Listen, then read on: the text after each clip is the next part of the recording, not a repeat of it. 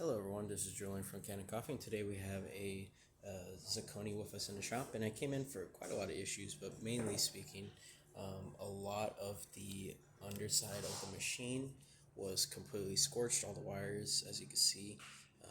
A lot of the wires are just in really bad condition, and also that was going towards the older style pressure stat, as you can see here, which was just not good. It wasn't causing the machine to turn on and all that.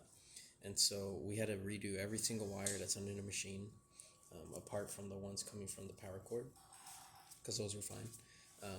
Also, we had to replace the pressure stat with a newer style one, so more modern pressure stat that we dialed into roughly around, what are we at? 1.4 bars when it caps out. And then also, because of the melting issue, we had to replace the switch with a newer style Zacconi switch, as you can see on there. All wired the same, and yeah, so, and then also on top of that, we did a tune-up. And since this is the Piston Zacconi, tune-up takes quite a little bit longer because of the compression of the spring. So we replaced all the gaskets in there, also replaced the gaskets behind the group head, all the gaskets on the side glass. We did replace the pressure gauge, as you can see here, with the newer style one.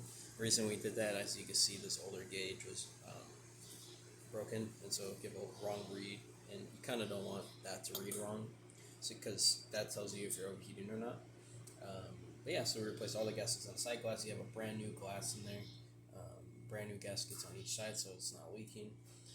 Of course, the new stat, all the gaskets under there, and of course the reapplication of Teflon, and also all the gaskets on a steam one, as you can see, working really well. Of course, you could close it all the way. But yeah, we're going to just quickly test by brewing some coffee. We're going to put this in here. Of course, there's a new gasket in here, so don't worry if it's a little too tough. As you use it and as you wear it out, it kind of redials in itself. But now, since this is a piston machine, you are going to press all the way down until you hear the water come in, and then you're going to slowly start lifting it up.